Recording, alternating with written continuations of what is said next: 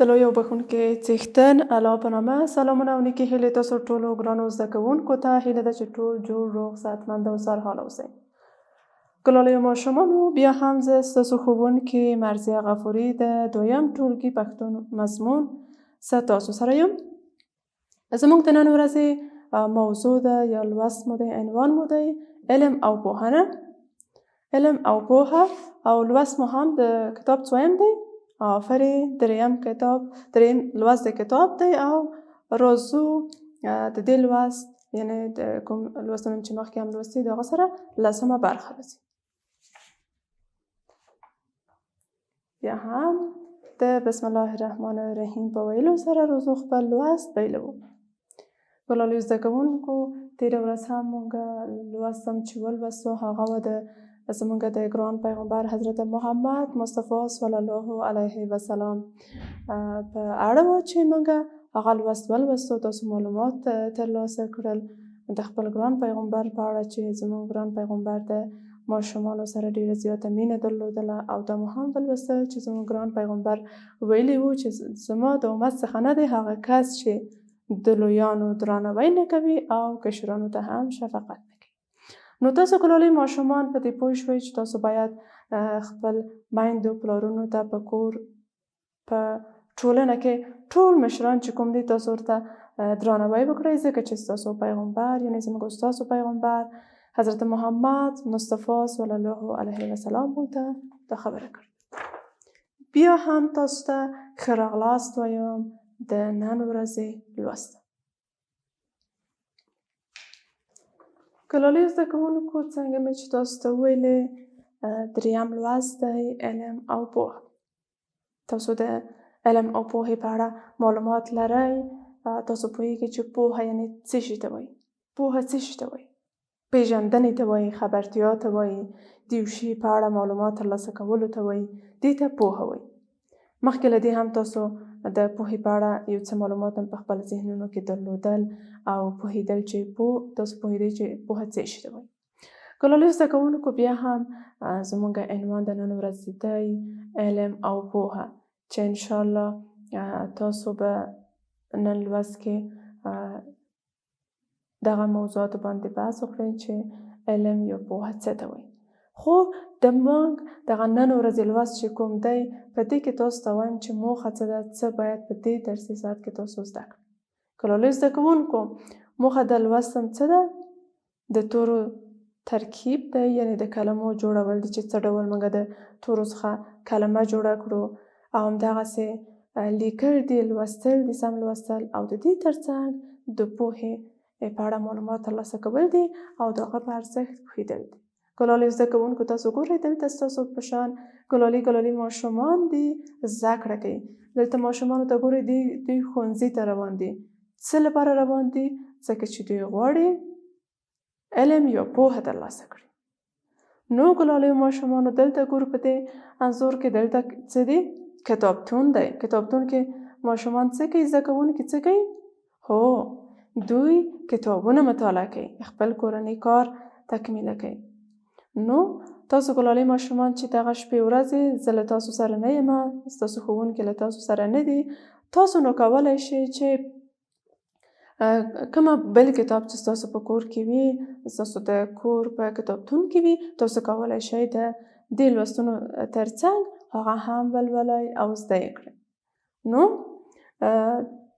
دلته ښوونځي ته روان دي، دلته هم د ښوونځي کتابتون دی. خیر، که موږ تاسو په ښوونځي کې نه اوسو، په کور کې اوسو، خو کیدای شي ځینې کتابونه مطالعه کړو، په هغه باندې ځان پوه کړو او د خپله پوهه پرې زیاته کړو. بیا هم راځو د علم او پوهې په اړه تاسو ته لوست لولم. تاسو په دقیق ډول دلته متوجه اوسئ. علم پوهې ته وایي. هر څوک چې ډېر لوست وایي هغه علم زده کوي. پوه او هوښیار انسان ترې جوړېږي. څه مو ولوستل؟ علم پوهې ته وایي. هر څوک چې ډېر لوست ووایي هغه علم زده کوي. ډېر ښه. پوه او هوښیار انسان ترې جوړیږي.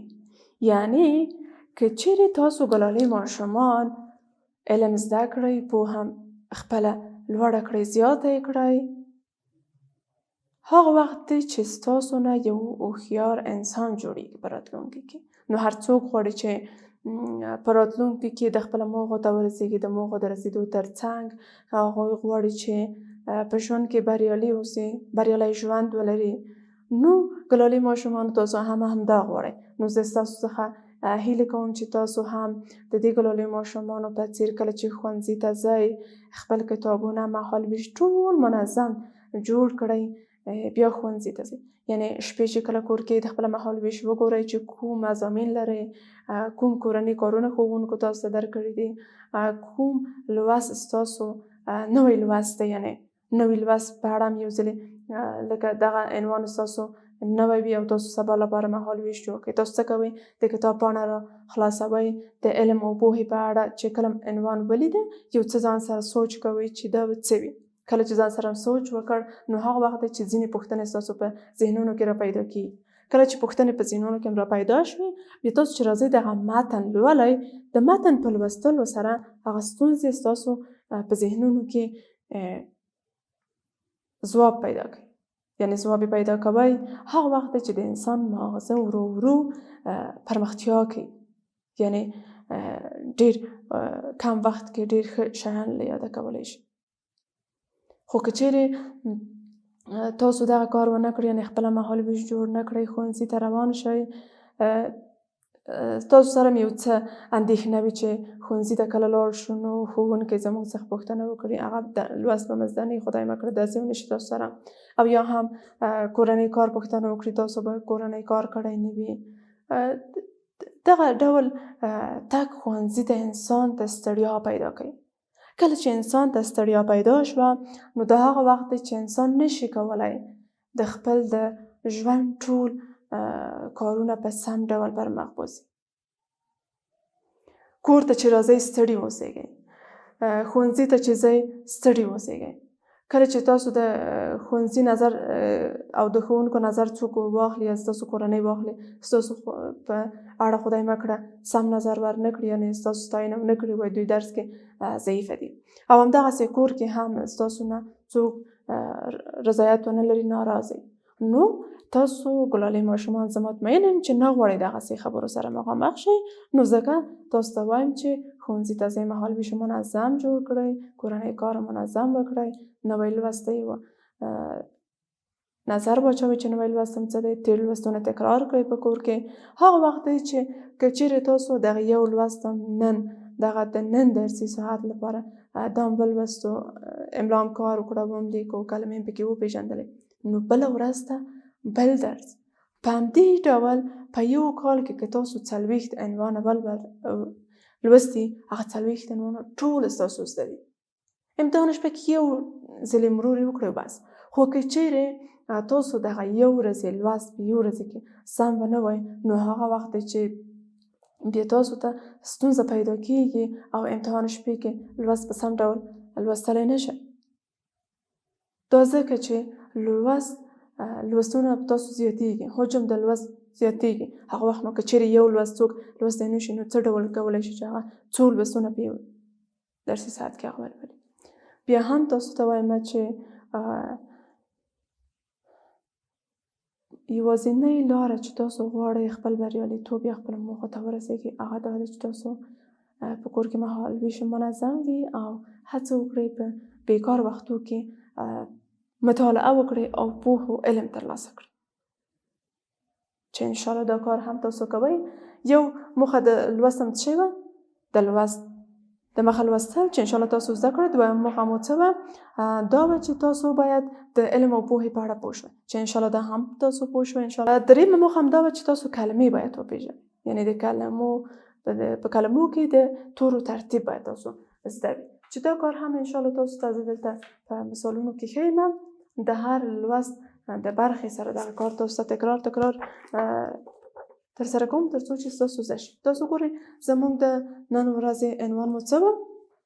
آفرین، ګلالي ماشومان وایي چې زموږ د نن ورځې عنوان و علم او پوهه.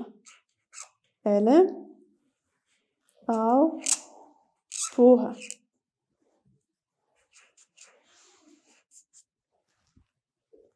اوس تاسو دې خبرې ته وګورئ ځیر شئ چې زه غواړم دغه په تور واړوم نه. ما ویلې چې علم او پوهه غواړم دغه عنوان چې کوم دی دا په تور واړوم. دا زه څه وکړم باید؟ آفرین. څوک وایي؟ ګلالۍ ماشومان ماشاءالله ټولو تېرې ورځې لوست ښه تعقیب کړی دی ځکه نو ستاسو زده دی. لومړی کوم توری ولیکم؟ آفرین. عین لیکم. بیا څه ولیکم؟ ډېر ښه. لام. بیا ماشاءالله ګلالیو زده کوونکو ستاسو ټول شی زده دی. دا څه شی شو؟ علم. عین لام میم. کوم کلمه ترې جوړه شوه؟ علم. ډېر ښه. اوس څه کوو؟ د پوهنې یا پوهې کلمه زه تاسو ته په تور واړوم. آماده یاستئ؟ ډېر ښه. دلته تاسو دقت وکړئ. دا کومه کلمه ده؟ پوهه. پ. کوم توری ولیکم؟ ډېر ښه. بیا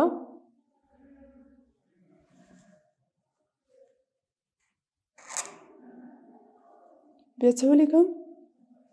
آفرین.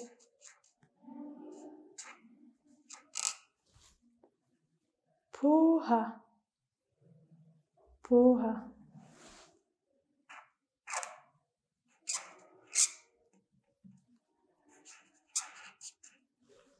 انشاءالله چې ګلالۍ زده کوونکو دا تاسو زده کړي.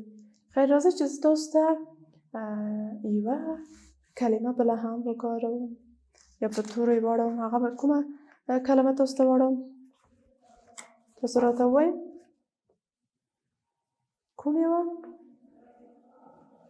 ډېر ښه. څوک. څوک.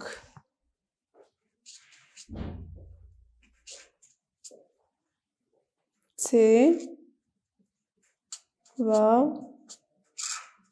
کاف. ډېر ښه. ګلالۍ ماشومانو انشاءالله تاسو درس زده کړ، ستونزه پکې نه لرئ. تاسو د کورنۍ کار چې زه در کوم هغه څه دی؟ تاسو کورنۍ کار دا دی چې تر دغه چې پورې لوسته دی تاسو همدغه واخلئ په کتابچو کې ولیکئ، املای کار وکړئ او په تورو یې هم واړوئ چې انشاءالله ستونزه به پکې نه وي.